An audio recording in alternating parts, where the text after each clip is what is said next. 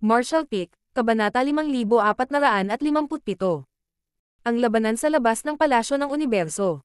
Ito rin ang dahilan kung bakit hindi pinamunuan ni Yang Kai ang natitirang hukbo pabalik sa 3,000 mundo mula rito. May humigit kumulang 5,000 tao ang natipon sa mga huling yugto ng natitirang hukbo, at napakarami sa kanila.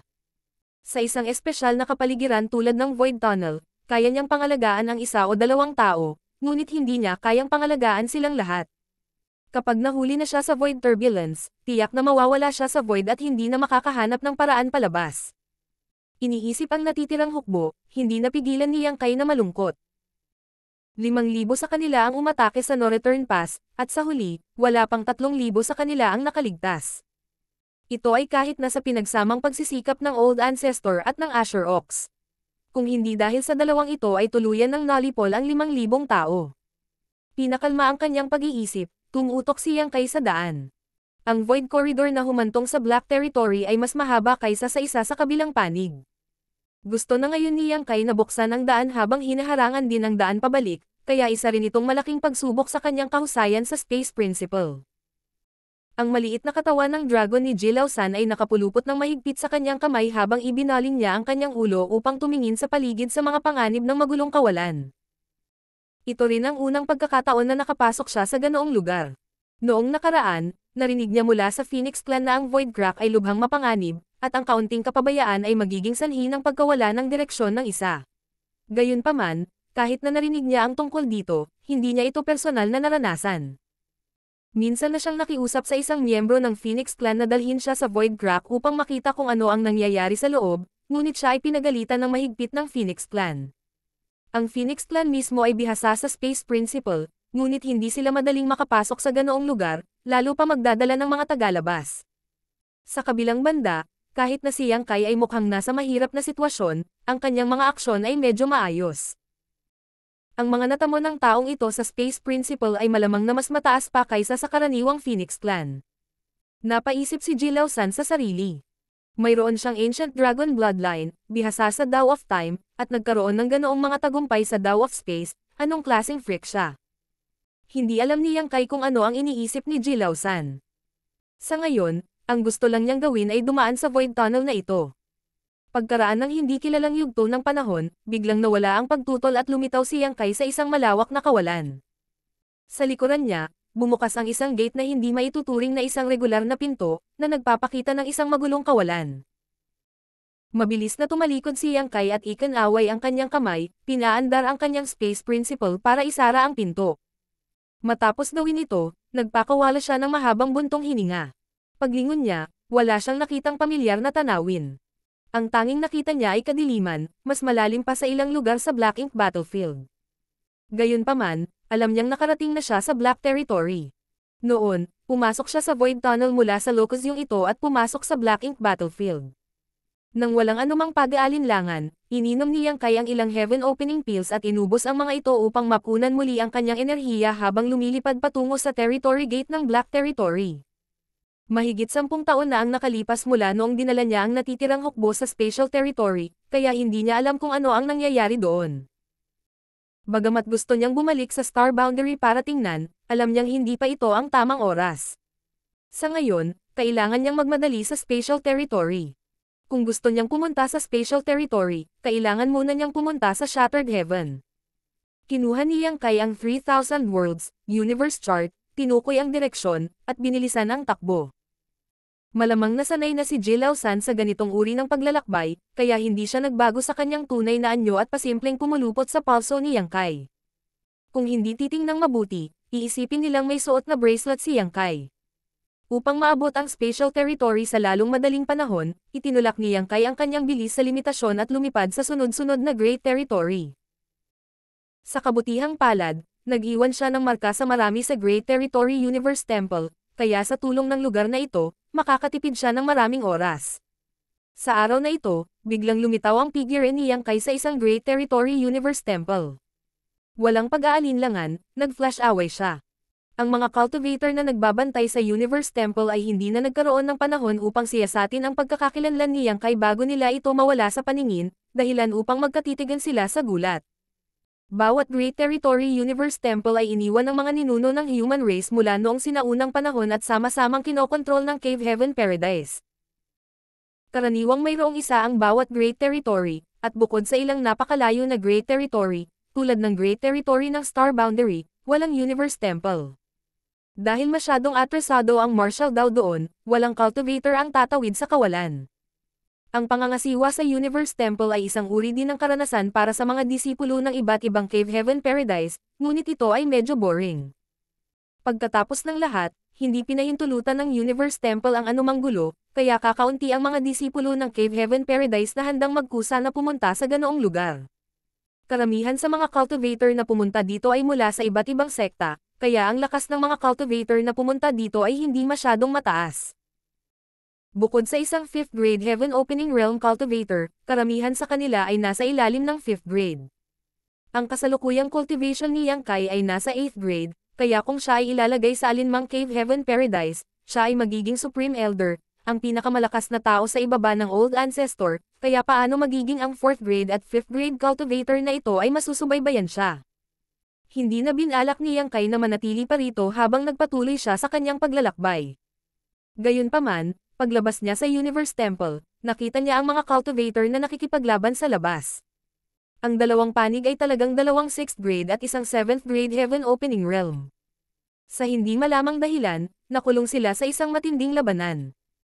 Bagamat may gap sa kanilang grado at kaya nilang labanan ang dalawa laban sa isa, halos hindi pa rin napanatili ng dalawang master ng 6th grade ang kanilang lakas. Ito ay malinaw na medyo abnormal. Ang 7th grade Heaven Opening Realm ay isa ng High grade Heaven Opening Realm, kaya paanong dalawang 6th grade cultivator ang magiging kalaban niya? Luminggaling si Yang Kai sa paligid at agad na naunawaan ang dahilan. Ang dalawang master ng 6th grade ay halatang mga disipulo mula sa Cave Heaven Paradise at may mahuhusay na artifact at makapangyarihang secret techniques. Sa mga master ng 6th grade, sila ang mga nangungunang master.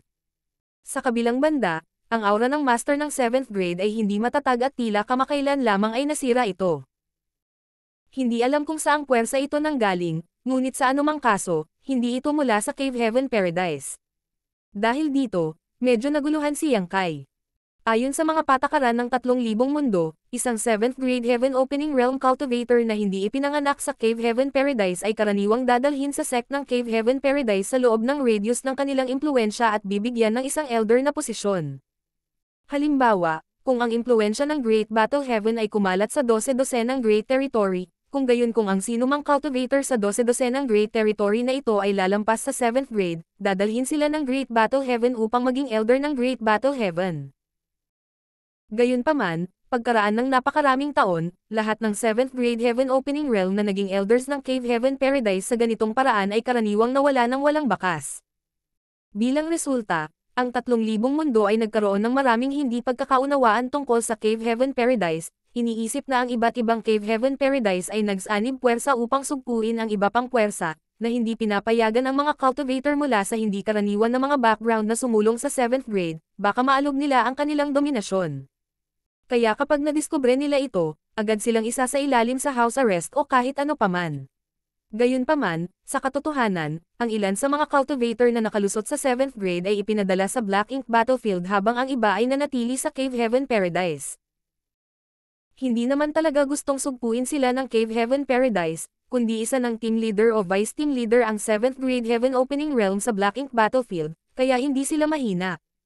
Sa loob ng hindi mabilang na taon, ang Cave Heaven Paradise ay nag-alaga ng hindi mabilang na mga disipulo at nagpadala sa kanila sa Black Ink Battlefield, na nagresulta sa hindi mabilang na pagkamatay at pinsala. Ang iba pang puwersa ay mayroong 7th grade Heaven Opening Realm cultivator, kaya natural na kailangan nilang mag-ambag sa kapayapaan ng 3,000 mundo na ito. Gayunpaman, hindi ito sa pilitin. Ang mga 7th grade master na dinala sa Cave Heaven Paradise ay personal na sinabihan ng iba't ibang headmaster ng mga lihim ng Black Ink Battlefield. Pinahintulutan silang pumili kung papasok sa Black Ink Battlefield para tumulong na protektahan ang lahi ng tao o manatili sa sekta sa natitirang bahagi ng kanilang buhay. Ang impormasyon tungkol sa Black Ink Strength ay hindi pinahintulutang malik, kaya ang 7th grade na nakakaalam tungkol sa lihim na ito ay maaari lamang manatili sa Cave Heaven Paradise. Sa makatuwid, sa buong mundo, maliban sa Cave Heaven Paradise na maaaring may ranggo bilang isang first class na puwersa, gaano man kalakas ang iba pang puwersa, maaari lamang silang ituring na second class dahil wala silang 7th grade Heaven Opening Realm Master. Ang sitwasyong ito ay nakakaapekto rin sa maraming second class force ng 6th grade Heaven Opening Realm. Kahit na mayroon silang pundasyon at mapagkukunan upang sumulong, hindi sila mangangahas na madaling sumulong sa 7th grade, baka mahulog sila sa mga kamay ng Cave Heaven Paradise. Hindi dahil ang mga puwersang ito ay masyadong mahina at hindi makagawa ng isang 7th grade master, ngunit sa halip ay hindi sila nang ahas na sumulong.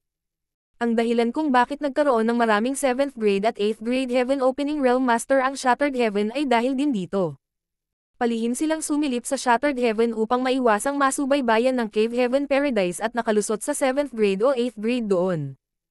Parang walang pakialam sa buhay nila, pero sa totoo lang, alam nila ang sarili nilang paghihirap. Pagkatapos ng lahat, ang Shattered Heaven ay hindi magandang lugar. Ang ganitong uri ng pagsasanay ng Cave Heaven Paradise ay natural na nagpalungkot sa maraming second class na puwersa, ngunit wala rin silang magawa. Hindi lang nila maihahayag ang impormasyon ng Black Ink Clan sa mundo. Kung talagang gagawin nila ito, hindi maiiwasan na may ilang masasamang tao na magkusa na ituloy ang Black Ink Strength. Noon, kahit na ang Vice Headmaster ng Langya Paradise na si Yuan Do ay hindi napigilan ang tukso ng Black Ink Strength at nagkusa na kumuha ng Black Ink Strength, na naging sanhi ng maraming elite na disipulo na naging Black Ink Disciples. Ito ang Vice Headmaster ng 72 paraiso, hindi pa banggitin ang iba. Kapag nahaharap ang mga cultivator sa mga limitasyon ng kanilang martial daw, madalas silang magkakaroon ng lakas ng loob na labagin ang mga patakaran at gumawa ng mga hindi inaasahang pagpili.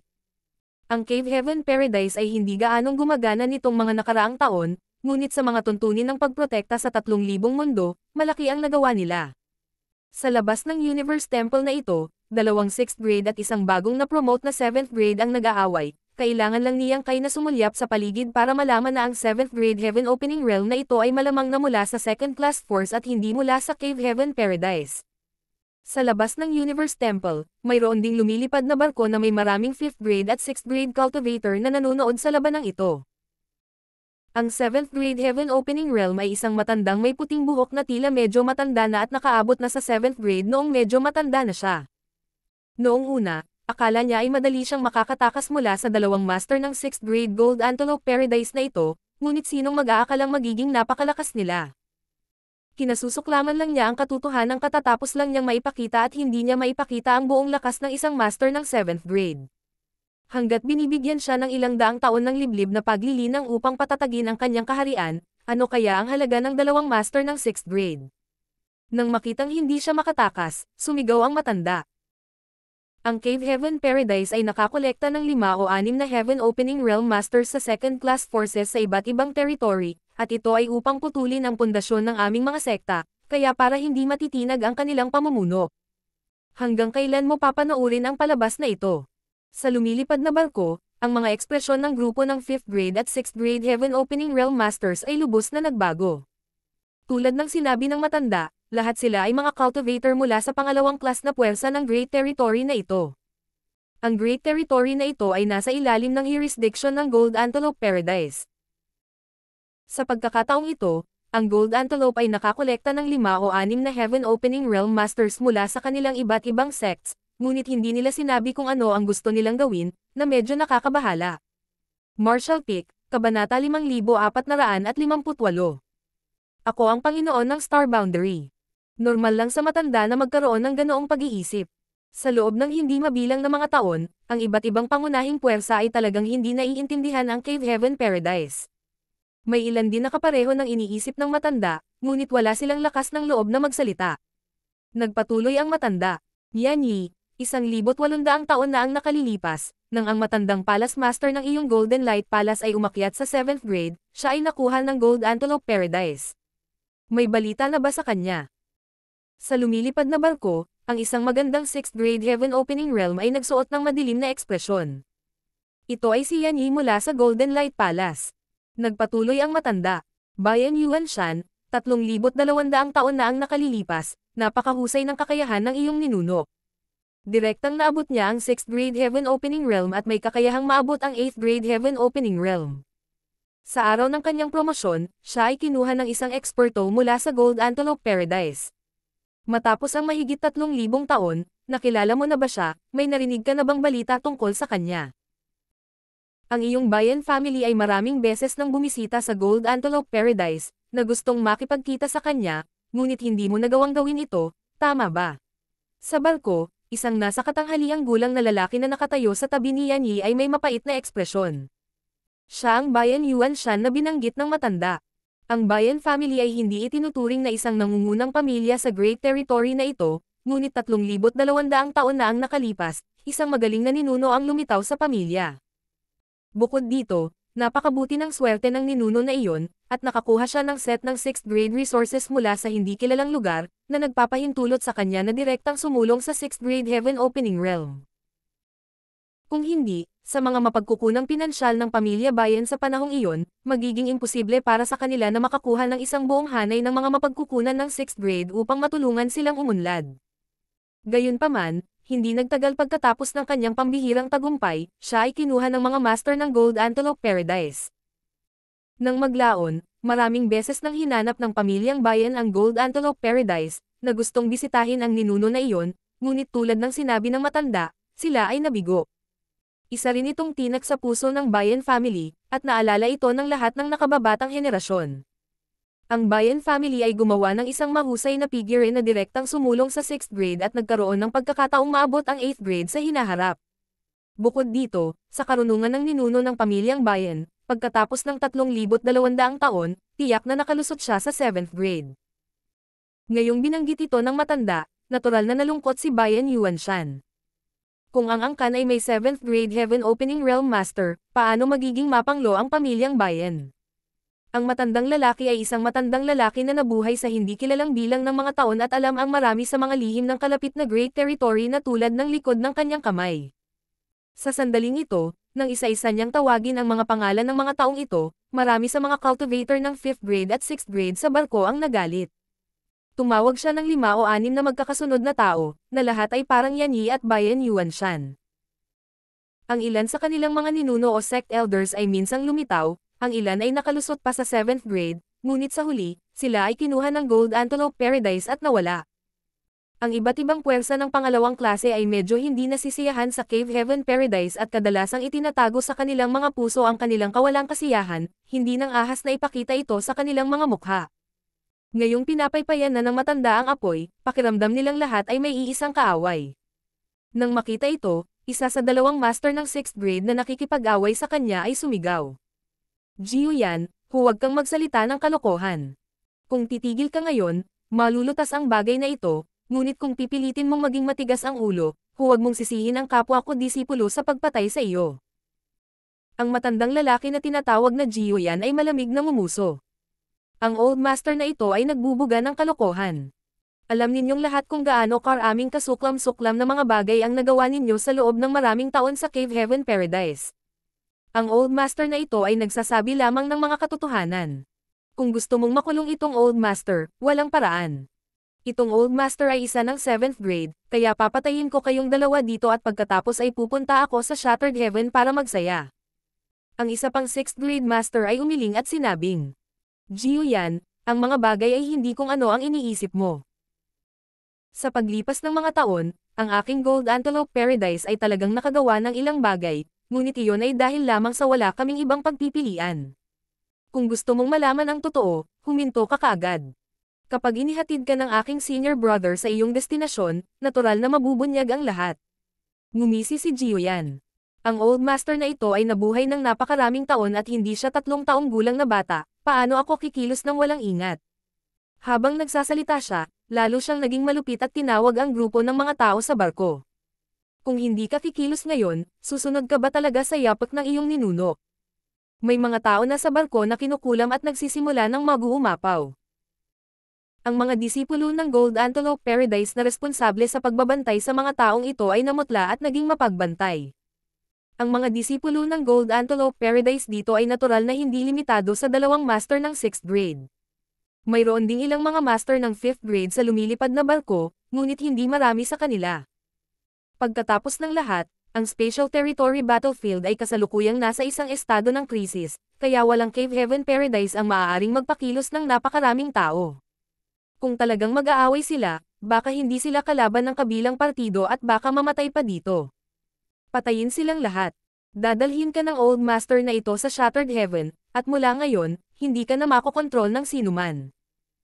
Sigaw ni Jiuyan. Sa sandaling ito, nakakita siya ng isang siwang at tinamaan ng palad ang isa sa mga 6th grade master.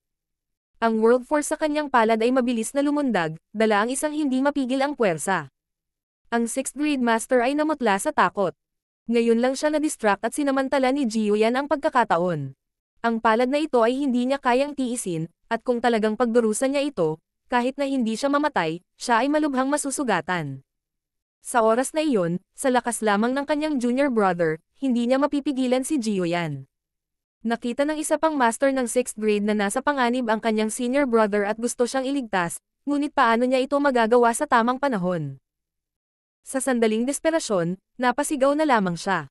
Jiuyan, tumigil ka. Hindi lang hindi tumigil si Jiuyan, mas naging mabangis pa ang kanyang mga atake. Nang malapit ng dumapo ang palad sa noo ng 6th grade, isang kamay ang biglang nagunat na parang multo at marahang hinawakan ang pulso ni Jiuyan. Ang aura ni Jiuyan, na umabot na sa rurok nito, ay biglang tumalsik na parang ipinipong lobo. Nagulat si Jiuyan at gusto nang umatras, ngunit ang kanyang figure ay tila nakagapos at hindi siya makagalaw. Pagtingala niya ay nakita niya ang isang matangkad na binata na nakatayo sa kanyang harapan. Nakatitig lang ang binata sa kanya nang walang pakialam, ngunit ang kanyang mga mata ay tila naglalaman ng isang misteryosong kapangyarihan na naging dahilan upang hindi siya makatingin sa malayo, na para bang gusto niyang isabsob ang buong kaluluwa dito. Sa isang iglap, si Jiuyan ay hindi na kasing yabang at determinado gaya ng dati, nanginginig ang buong katawan. Buti na lang at walang ginawa sa kanya ang binata at mabilis na inilipat ang tingin, dahilan para maramdaman ni Jiuyan na parang nakatakas lang siya sa kanyang buhay. Para sa dalawang master ng 6th grade Gold Antelope Paradise, pagkatapos ng ilang sandali ng pagkabigla, napagtanto nila na ang binatang ito ang nagligtas sa kanilang buhay.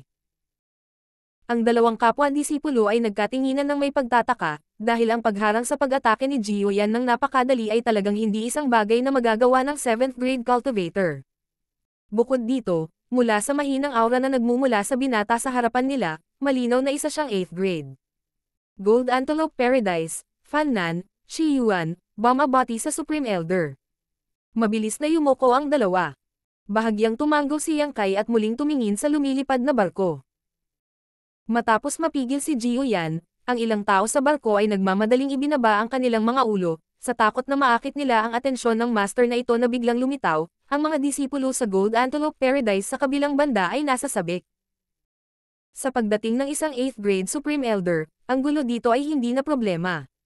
Sa wakas ay gamaan ang pakiramdam nila. Si Fan Nan ay ang senior brother, kaya nagtanong siya ng maingat. Senior, saang Cave Heaven Paradise ka galing? Iilan lang ang 8th grade master sa bawat Cave Heaven Paradise, at kahit na hindi lahat sila kilala ni Fan Nan, ilan lang sa kanila ang kilala niya. Karamihan sa kanila na hindi niya kilala ay narinig na niya ang mga ito, ngunit wala ni isa sa kanila ang makakapantay sa binatang ito na nasa harapan niya, dahilan para medyo natarante siya. Hindi kaya napakasama ng sitwasyon sa spatial territory kaya kahit ang mga 8th grade master na matagal nang hindi lumabas ay hindi na maupo. Ikinaway ni Yang Kai ang kanyang kamay. Hindi ako mula sa Cave Heaven Paradise. Parehong nagulat sina Fan Nan at Shi Yuan. Ang 3,000 mundo na ito ay talagang mayroong 8th grade Heaven Opening Realm Cultivator na hindi mula sa Cave Heaven Paradise. Sa ilang sandali, umikot ang ulo ng dalawa habang ang lahat ng uri ng pag-iisip ay nag-flash sa kanilang isipan, na lumikha ng maraming hindi pagkakaunawaan. Sa kabutihang palad, mabilis na idinagdag ni Yang Kai. Ako ang master ng Star Boundary, si Yang Kai. Hindi niya binanggit ang Voidland. Kahit na ang Voidland ay isang puwersa na kanyang itinatag, dahil sa World Tree, ito ay hindi gaanong sikat kaysa sa Star Boundary. Sa 3,000 mundo at sa iba't ibang Great Territory, marami ang hindi nakakaalam tungkol sa Voidland, ngunit alam ng lahat ang tungkol sa Star Boundary. Gaya ng inaasahan, alam din nina Fan Nan at Shi Yuan ang tungkol sa Star Boundary, at narinig pa nila ang pangalan ni Yang Kai dati. Kaagad, nagpakita sila ng nagulat na mga ekspresyon. Hindi ba pumunta si Senior Yang sa lugar na iyon? Noon, ang insidente sa Black Territory ay nagdulot ng malaking kaguluhan. Upang malutas ang Great Array na bomb alot sa buong Black Territory, ang Cave Heaven Paradise ay nagpadala ng maraming tao upang kunin ang mga mapagkukunan at basagin ang Great Array. Ang pag-alis ni Yang Kai sa Black Territory ay hindi lihim, at alam ito ni Fan Nan at Shi Yuan. Casual na ipinaliwanag ni Yang Kai. Kababalik ko lang mula sa lugar na iyon. Pagkatapos ay nagtanong siya. Gusto mo bang ipadala ang mga taong ito sa lugar na iyon? Mabilis na sumagot si Fan Nan. Tama, kaya lang. May nangyaring mali, may nakita si senior na nakakahiya. Umiling si Yang Kai. Ang bagay na ito ay may kinalaman sa kaligtasan ng 3,000 mundo, salamat sa iyong pagsusumikap. Sa pagtanggap ng paninindigan ng isang 8th grade Heaven Opening Realm tulad ni Yang, ang mga hinaing ng dalawang kapwa-disipulo ay agad na nawala. Ngayon lang, paulit-ulit silang inakusahan ni Jiuyan na sinusubukan nilang protektahan ang mga alituntunin ng kanilang sekta at nahaharap sa isang krisis sa buhay o kamatayan anumang oras, ang pressure na naramdaman nila ay parang isang bundok na idiniin sa kanila. Sa kabutihang palad, biglang lumitaw si Yang Kai at pinigilan ang lahat ng naruroon. Biglang lumingon si Yang Kai para tingnan ang isang tao sa barko. Yan Yi. Sa barko, si Yan Yi, na tinawag ni Jiu Yang noon, ay mabilis na yumuko. Binati ni Yan Yi ng Golden Light Palace ang senior. Si Yang Kai ay medyo hindi nakaimik. Ngayong nakalusot na siya sa 8th grade, tinawag na talaga siyang senior ng iba. Kung tutusin, mas bata ang edad niya kaysa sa mga taong nasa harapan niya. Hindi nag-abala si Yang Kai na itama ang mga ito at sinabi lang. Wala akong alam tungkol sa iyong Golden Light Palace, at hindi ko pa ito narinig, ngunit mayroon lang akong ilang mga katanungan para sa iyo.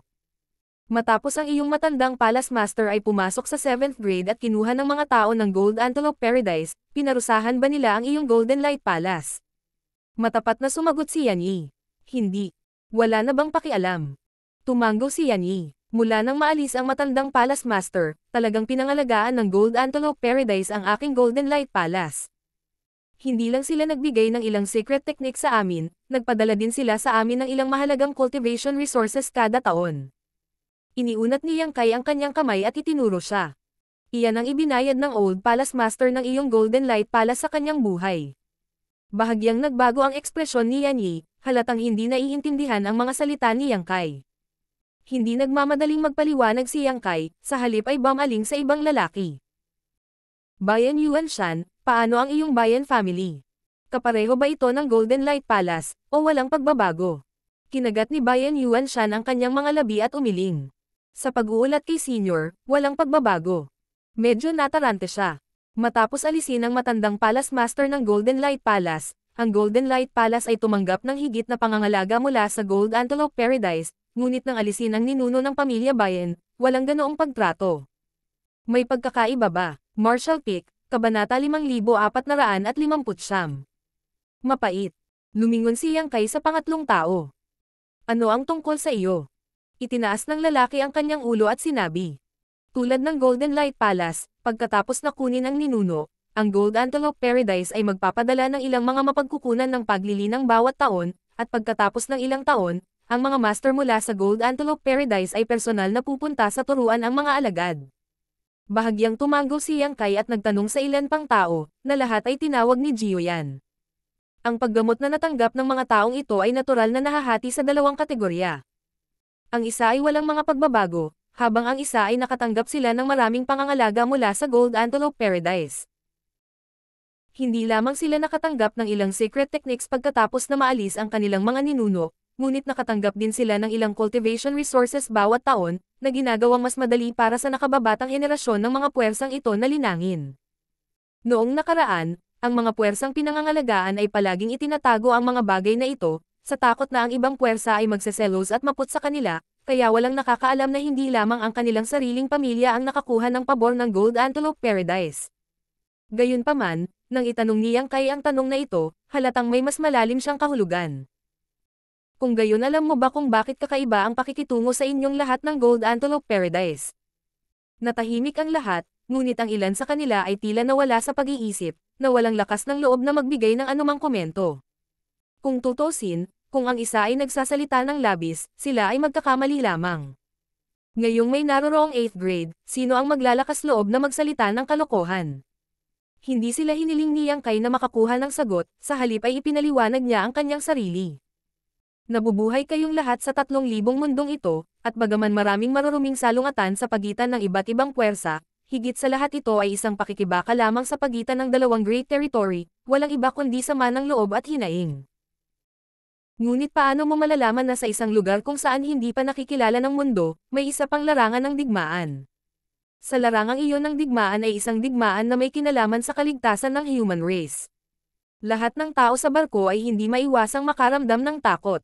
Ang pakikinig sa mga salitang ang kaligtasan ng human race, mula sa bibig ng isang 8th grade Heaven Opening Realm Cultivator, kahit sino ay mauunawaan ang kabigatan ng sitwasyon, ngunit anong uri ng larangan ng digmaan ito? Paano ito makakasama ng napakaraming tao? Ang 8th grade Heaven Opening Realm Master na ito ay gumamit pa ng salitang digmaan. Sa halip na makipag-away, hindi napigilan ni Fan Nan na mapabulalas. Yang Supreme Elder, ang bagay na ito. Itinaas ni Yang Kai ang kanyang kamay at pinigilan siya. Kailangan natin silang ipadala doon. Kung hindi natin ipapaliwanag sa kanila ng malinaw ang mga bagay-bagay ngayon, tiyak na magagalit sila. Kung alam nila ng mas maaga, ano ang pagkakaiba nito? Naisip din ni Fan Nan. Noong nakaraan, kapag ang Cave Heaven Paradise ay tinataka ng balita ng Black Ink Clan, ito ay dahil sa takot sila na may hindi makakalaban sa tukso ng Black Ink Strength. Ngayong ang labanan sa Spatial Territory ay umabot na sa kritikal na yugto, ang mga puwersa ng Cave Heaven Paradise ay medyo kulang sa lakas ng tao at kinailangang magtalaga ng 5th grade at 6th grade upang tulungan sila. Kung talagang ipapadala sila sa larangan ng digmaan, imposibleng itago ang kanilang laban sa Black Ink Clan. Sa pag-iisip, agad na tumahimik si Fan Nan. Marahil sa tingin mo ay sinusubukan lang kitang takutin, ngunit ang haring ito ay gustong magtanong, pagkatapos ng maraming taon, hindi mo ba naisip kung bakit napakababaw ng pamana ng Cave Heaven Paradise? Sa katunayan, kumpara sa mga pangalawang klase na puwersa na tulad mo, ang Cave Heaven Paradise ay isang napakalaking puwersa pa rin na hindi matitinag, ngunit kung saan ang 6th grade, 7th grade, at 8th grade Heaven Opening Realm na kanilang nilinang sa loob ng maraming taon. Hindi naman kasi lahat sila nahok sa sekta para linangin. Si Yang Kai ay may ganitong uri ng pagdududa noon, kaya hindi siya naniniwala na ang mga taong ito sa harap niya ay wala. Kung ikukumpara sa mahabang kasaysayan ng Cave Heaven Paradise, masyadong mahina ang pamana ng mga nangungunang puwersang ito sa 3,000 mundo. Ang haba ng buhay ng Heaven Opening Realm Cultivator ay napakatagal, at kung sila ay direktang makapasok sa 5th grade, magkakaroon sila ng pagkakataong makapasok sa 7th grade. Para naman sa mga disipulo ng Cave Heaven Paradise, paano kung makalusot sila sa 5th grade? Matapos ang napakaraming taon, ang bilang ng 7th grade Heaven Opening Realm Cultivator na kanilang naipon ay maaaring higit sa 10,000, ngunit nakakita ka na ba ng Cave Heaven Paradise na may napakaraming 7th grade Heaven Opening Realm Cultivator? Hindi, wala ni isa sa kanila. Karamihan sa 6th grade at 7th grade na naipon sa Cave Heaven Paradise ay ipinadala sa battlefield na iyon. Noong nakipag-away sila sa mga kaaway na hindi mo alam, marami ang namatay. Walang 9th grade master sa 3,000 mundo, dahil sa sandaling ang 8th grade ay umakyat sa 9th grade, susugod din sila sa battlefield na iyon para pangasiwaan ito. Para sa 3,000 mundo na magkaroon ng kanilang kasalukuyang kapayapaan, ang iba't ibang Cave Heaven Paradise ay ang pinakamalaking kontribusyon sa kanilang sunod-sunod na henerasyon ng pagsusumikap. Ito ay mga bagay na hindi mo alam. Ang mga salita ni Yang Kai ay naging sanhi ng pag-iiba ng mga ekspresyon ni Yan Yi at ng iba pa sa pagitan ng pagkabigla at pagdududa. Hindi banggitin ang mga ito, kung si Yang Kai ang nasa kanilang posisyon at hindi personal na nakasaksi sa trahedya ng Black Ink Battlefield, magiging mahirap para sa kanya na tanggapin. Ang Cave Heaven Paradise na lihim nilang kinagalitin ay talagang tagapag-alaga ng 3,000 mundong ito at ng malawak na universo. Ito ay dahil sa kanilang tahimik na pagsisikap sa likod ng mga eksena kaya ang iba't ibang Great Territory ay naging napakaunlad. Ito ay ganap na binawi ang kanilang pagkaunawa sa Cave Heaven Paradise. Inipon ni Yan Yi mula sa Golden Light Palace ang kanyang lakas ng loob at nagtanong. Senior, sino ang kalaban na lumalaban sa Cave Heaven Paradise? Black Ink Clan. Nataranta ang lahat. Ipinagpatuloy ni Yang Kai. Sa paglipas ng hindi mabilang na mga taon, tinatakan ng Cave Heaven Paradise ang piraso ng impormasyong ito. Natural na wala sa inyo ang nakarinig nito noon pa, ngunit ang kailangan mo lang malaman ay isa itong malaking kaaway na maaaring ganap na sirain ang human race. 200 taon na ang nakalilipas, nalampasan nila ang unang linya ng depensa ng Cave Heaven Paradise, at ngayon ay nagrampa na sila sa pangalawang linya ng depensa ng Spatial Territory sa likod ng Shattered Heaven. Ang linyang ito ng depensa rin ang huling linya ng depensa na maaasahan ng aking human race. Kung mawawasak ang spatial territory, wala ng Cave Heaven Paradise o 3,000 mundo sa mundong ito, kaya natural, wala na kayo.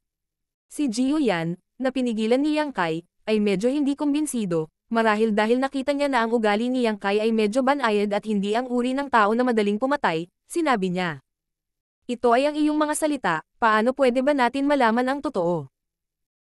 Ibinaling ni Yang Kai ang kanyang ulo upang tingnan siya, at ang ekspresyon ni Jiu Yan ay agad na nagbago, ang kanyang mga mata ay umiiwas. Biglang itinaas ni Yang Kai ang kanyang kamay at nagpadala ng isang wave ng Black Ink Strength patungo kay Jiu Yan. Halos umalis na ang kaluluwa ni Jiu Yan sa kanyang katawan habang iniisip niyang papatayin siya ni Yang Kai. Ngunit nang takpan ng Black Ink Strength ang kanyang katawan, wala siyang nakitang senyales ng pinsala. Pero hindi nagtagal, nagbago ang ekspresyon niya. Ito ang kapangyarihan ng Black Ink Clan. Ang Black Ink Strength ay lubhang kinakaing unti-unti, at kapag nahawahan na, mabilis kang mabubulok at magiging isang Black Ink Disciple. Sa oras na iyon, susundin mo ang mga utos ng Black Ink Clan. Habang nagsasalita si Yang Kai, naramdaman na ni Jiu Yan na may mali. Maaaring hindi maintindihan ng iba, ngunit personal niyang naranasan ang masamang aura ng Black Ink Strength, kaya paanong hindi niya maintindihan. Dahil nababalutan ng Black Ink Strength na ito, tulad ng sinabi ni Yang Kai, naramdaman niya ang pagkasira ng buong katawan at isipan nito. Senior, mangyaring iligtas ako, mali si Jiu Yan. Natarante si Jiu Yan. Hindi siya pinansin ni Yang Kai at nagpatuloy. Pagkatapos na masira ang miniature universe ng Black Ink Strength, mapoprotektahan pa rin ng High-Grade Heaven Opening Realm ang kanilang sarili sa pamamagitan ng pagputol sa teritoryo ng sarili nilang miniature universe, ngunit sa ilalim ng High-Grade Heaven Opening Realm, wala silang magagawa. Kapag ito ay ganap na naagnas, ikaw ay magbabago sa Black Ink Disciple. Sa ibabaw, tila walang pagbabago, ngunit sa loob, ito ay nagbago sa isang ganap na kakaibang tao. Senior. Sigaw ni Jiu Yan sa takot. Katatapos lang niyang pumasok sa 7th Grade Heaven Opening Realm hindi pa natatagalan, kaya hindi pa tumatag ang kanyang pundasyon. Ang kanyang miniature universe ay nasa pinakamahina, kaya paano niya malalabanan ang kaagnasan ng Black Ink Strength? Sa ilang salita lamang mula kay Yang Kai, napansin na niya na ang 10% ng kanyang miniature universe ay naagnas. Bagamat sinabi ni Yang Kai na kaya niyang isakripisyo ang sarili niyang miniature universe para protektahan ang sarili, paano niya matitiis na gawin iyon? Kung talagang ginawa niya iyon, tiyak na babalik siya sa 6th grade at hindi na makakabalik sa 7th grade. Sa larangan ng digmaang iyon, hindi mabilang na mga sundalo ang nabura ng Black Ink Strength at nagsilbi sa Black Ink Clan, na nakikipaglaban hanggang sa kamatayan kasama ang kanilang mga dating kapwa-disipulo. Kailan mo naranasan ang sakit at kawalan ng kakayahan na patayin ang iyong mga mahal sa buhay? Nang makita ang paghihirap ni Jiu Yan at pakikinig sa mga salita ni Yang Kai, hindi lamang ang mga tao sa barko, kundi maging sina Fan Nan at Shi Yuan, ang dalawang 6th grade master ng Gold Antelope Paradise, ay nakaramdam ng lamig sa kanilang mga gulugad.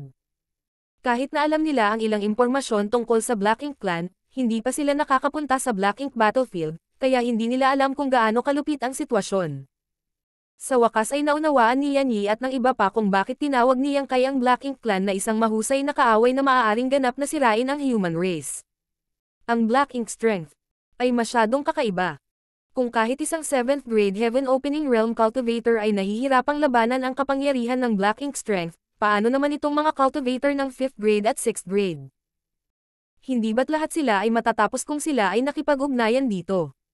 Si Jiu Yan ay nagpakawala ng mahinang dagandong, tulad ng isang sugatang hayop, ang kanyang katawan ay unti-unting naglalabas ng bakas ng Black Ink Strength, at paminsan-minsan, ang dilim ay kumikislap sa kaibuturan ng kanyang mga mata. Itinaas ni Yang Kai ang kanyang kamay at tinapik ang kanyang dibdib. Hindi napigilan ni Jiu Yan na ibuka ang kanyang bibig at magpadala ng purifying Black Ink Pill sa kanyang dibdib. Pinuhin itong mabuti. Utos ni Yang Kai, at agad na umupo si Jiu Yan na naka-cross-legged at nagsimulang pinuhin ang mga epekto ng purifying Black Ink Pill. Pagkatapos ay bumaling si Yang Kai kay Yan Yi at sa iba pa.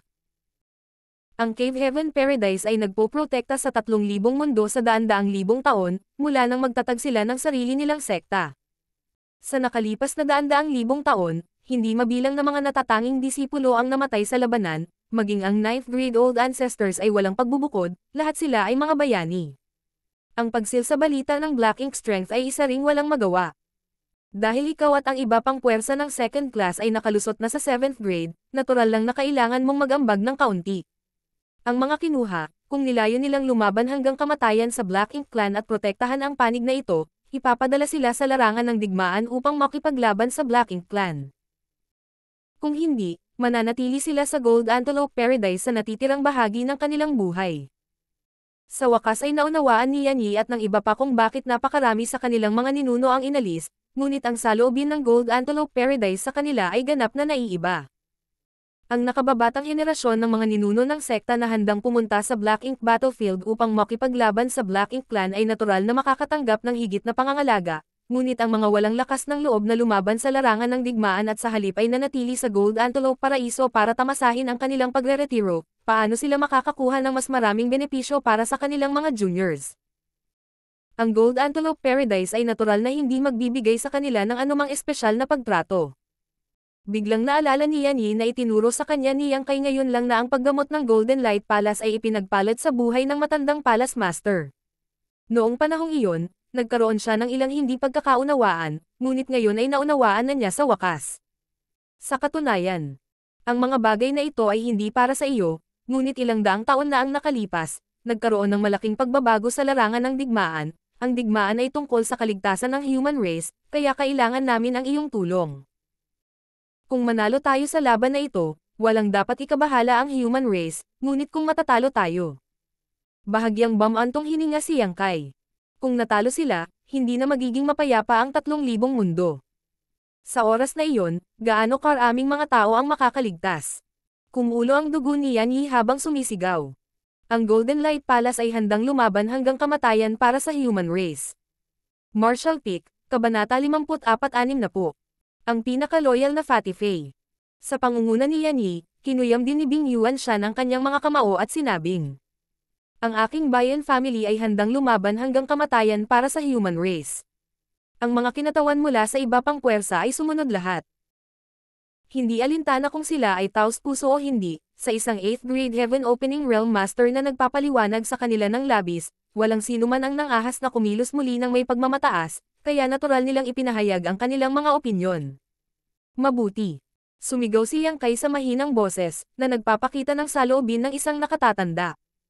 Sa iyong determinasyon, ang 3,000 mundo ay magkakaisa bilang isa, kaya ano ang dapat katakutan mula sa Black Ink Clan? Sa lahat ng mga taong naruroon, walang mas nakakaunawa sa kalupitan ng pakikipaglaban sa Black Ink Clan kaysa sa kanya.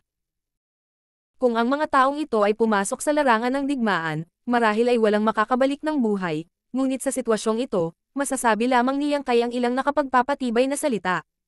Lumingon siya para tingnan si Jiyo Yan at mahinang sinabi, ikaw naman.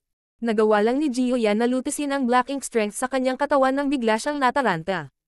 Si Jiyo Yan ay handang lumaban hanggang kamatayan para sa human race. Malamig na bamantong hininga si Yang Kai. Para sa kapakanan ng pansariling interes, binigyan mo ang puso ng iba at niyanig ang kanilang moral. Kung nasa labas ka ng PAS, hindi sayang ang pagkamatay mo, pero ito ang panahon na higit na kailangan ng human race ko ang mga tao. At least, isa ka pa ring 7th grade master. Dahil hindi ka karapat-dapat na mamatay sa aking mga kamay, pumunta ka sa larangan ng digmaan at pabyusan ang iyong sarili. Nang marinig ang unang kalahati ng mga salita ni Yang Kai, nanlamig ang buong katawan ni Jiyo Yan dahil pakiramdam niya ay patay na talaga siya sa pagkakataong ito. Ayaw lang niyang kontrolin ng mga tao ng Cave Heaven Paradise, kaya sinubukan niyang kulamin ang isa at labanan. Sinong mag-aakala na dadaan ang isang 8th grade Heaven Opening Realm Cultivator at mahuhuli siya? Matapos makinig sa paliwanag ni Yang Kai, nakahinga siya ng maluwag. Naligtas ang kanyang buhay, at tungkol sa pagpunta sa larangan ng digmaan upang pabyusan ang kanyang sarili, hindi niya napigilan, kaya napasigaw na lamang siya bilang pasasalamat. Maraming salamat sa kabutihan ni Senior. Itinaas ni Yang Kai ang kanyang kamay at naglagay ng ilang seal sa kanyang katawan upang aisil ang kanyang lakas upang hindi siya magdulot ng anumang gulo sa daan. Pagkatapos ay inutusan niya sina Fan Nan at Shi Yuan. Walang oras para mawala. Kapag handa ka na, aalis na tayo. Ang Shattered Heaven ay hindi masyadong malayo dito, kaya dapat kang magmadali doon sa lalong madaling panahon. Oo. Mabilis na sumagot sina Fan Nan at Shi Yuan. Tumango si Yang Kai at nawala. Ang kanyang layunin ay Shattered Heaven din. Bagamat kasama nito si Fan Nan at ang iba pa, hindi pa rin maginhawang dalhin sila. Hindi pa banggitin, naghahanda si Yang Kai na bumalik sa Voidland.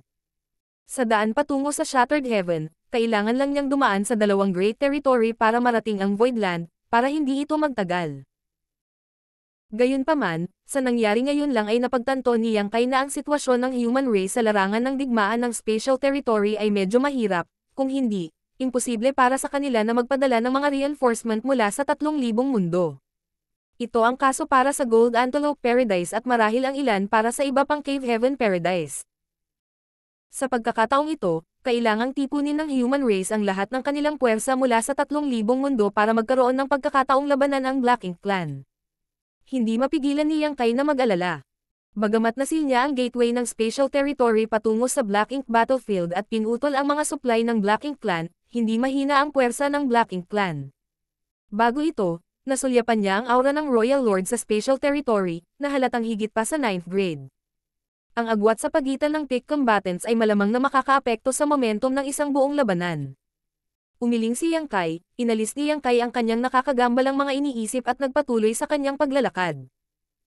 Makalipas ang isang buwan, sa wakas ay tumawid siya sa Territory Gate at nakarating sa Void Territory. Wala man lang sa mod na pahalagahan ang pamilyar na tanawin, dumiretso si Yang Kai patungo sa Voidland. Ang libong taon ng pag-unlad ng Voidland ay nagbigay daan sa pangalan ng Spirit Province na ito na kumalat sa malayo at malawak.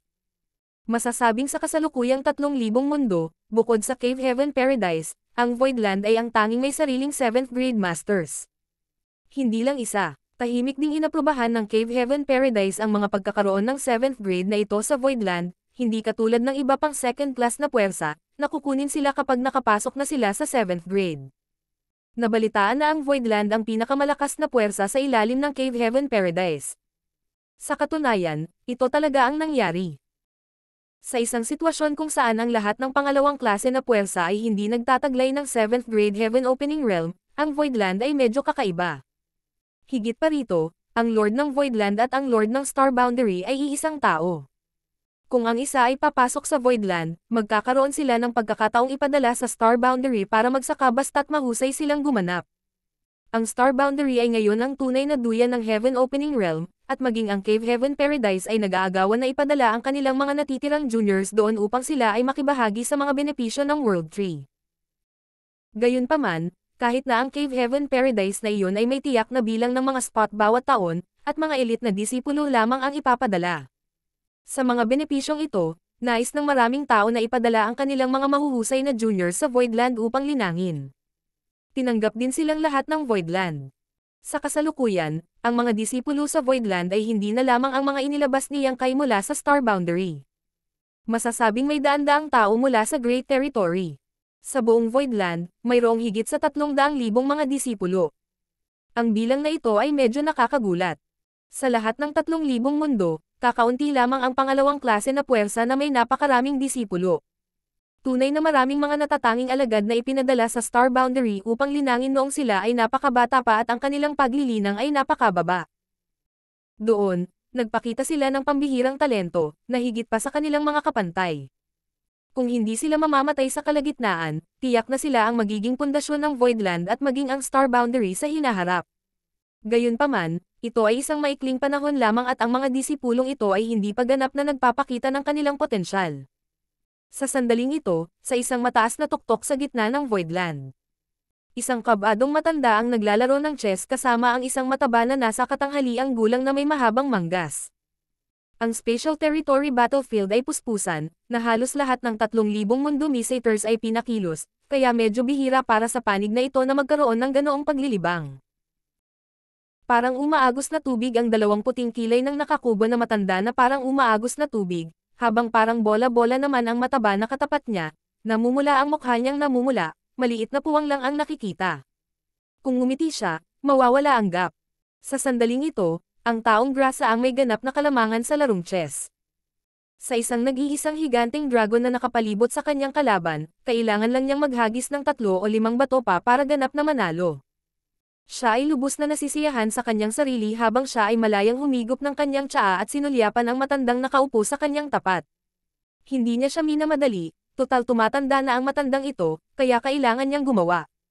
May dalawa pang bata na nag-aalaga sa kanya, isang lalaki at isang babae. Ang babaeng bata ay nakasuot ng pula habang ang lalaki naman ay nakasuot ng itim. Ang mga tampok ng babaeng bata ay maislan at maganda, tulad ng isang piraso ng jade. Ang lalaking bata naman ay hindi maipaliwanag na matalas. Hindi lang matalas na ngipin ang sinunggaban niya, pero mayat-maya din siyang naglalaway. Kapag lumapag ang laway sa lupa, sunod-sunod ang kaagnasan nito. Patuloy na pinupunasan ng babaeng bata ang kanyang bibig, ngunit kahit anong pilit niya ay hindi niya ito mapunasan. Ang tuktok ng bundok na ito ay napuno ng mga bumps at hollows, halatang dulot ng laway ng batang ito. Sa mahabang panahon na paghihintay, hindi pa rin kumikibo ang kubo na matanda at bahagya pang ngumiti ang matabang lalaki. Senior, kung hindi ka maglalaro ngayon, magdidilim ang langit. Senior. Matapos tumawag ng ilang beses ngunit hindi nakatanggap ng anumang tugon, tumingin ang matabang lalaki at nakita niya ang mga mata ng matanda na bahagyang naningkit, ngunit isang mahinang hilik ang narinig, dahilan upang siya ay hindi makapagsalita.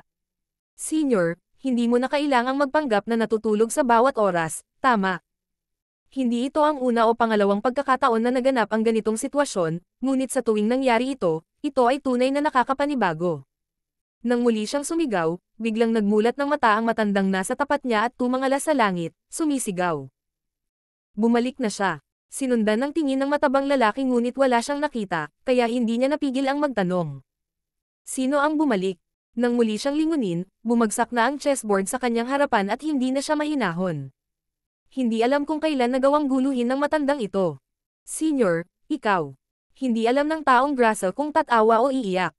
Hindi siya pinansin ng matanda, itinaas lang niya ang kanyang mga kamay at itinulak pasulong, na para bang may tinutulak siyang pinto. Agad na naghiwalay ang 9 layers heaven formation na tumakip sa kawalan. Kasabay nito, tila may naramdaman din ang matabang lalaki at mabilis na napalingon sa likod. Sa isang sulyap, ang matabang lalaki ay nagpakawala ng isang gulat na sigaw at lumipad patungo sa kalangitan sa bilis na ganap na hindi tugma sa kanyang matabang katawan upang salubungin si Yang Kai. Bago pa man siya makalapit, ipinakita ng matabang lalaki ang kanyang emosyon at sumigaw. Sect Master, sa wakas nakabalik ka na. Ang subordinate na ito ay naghihintay sa iyo sa loob ng 1,000 taon, sa wakas ay dumating na ang araw na ito. Pinanood ni Yang Kai ang isang bola ng karne na sumugod sa kanya, umiiyak at sumisigaw.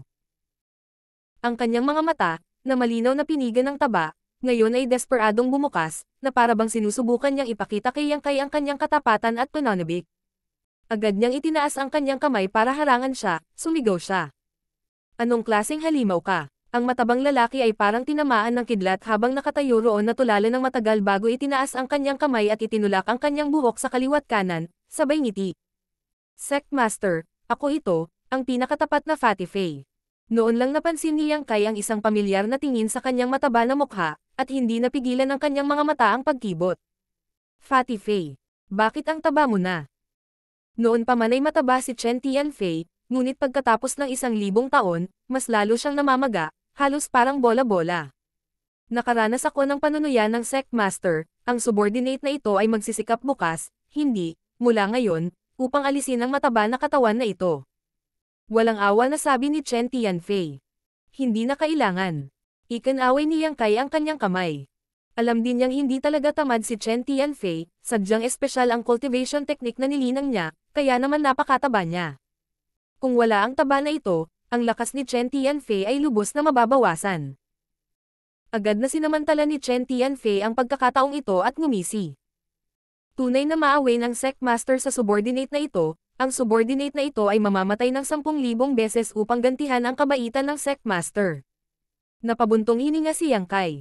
1,000 taon na ang nakalipas mula noong huli silang nagkita, ngunit ang unang bagay na nakita nila sa pagbalik sa Voidland ay ang taong ito. Ang kanyang pagfo ng paraan ay lalo na nakakaakit. Kung iisipin, isang matalinong desisyon na tanggapin ang taong ito sa kanyang loyalty list. Ang puso ni Yang Kai ay napuno ng kagalakan, at hindi niya napigil ang abutin ng matabang tiyan sa kanyang tiyan. Bagamat mukhang namamaga ang matabang katawan na ito, talagang malambot at malambot ito sa pagpindot. Tinukso ni Yang Kai. Medyo komportable ang mga araw mo rito. Masasabi niya sa isang sulyap na itong si Chen Tianfei ay nakalusot na sa 6th grade. Noon, nang matanggap siya sa loyalty list, 4th grade pa lang siya, malayo na sa ngayon. Gayunpaman, Pagkatapos kalkulahin ito, si Chen Tianfei ay nakalusot lamang sa 4th grade ng direkta noon, at ngayong nakalusot na siya sa 6th grade, naabot na niya ang kanyang limitasyon.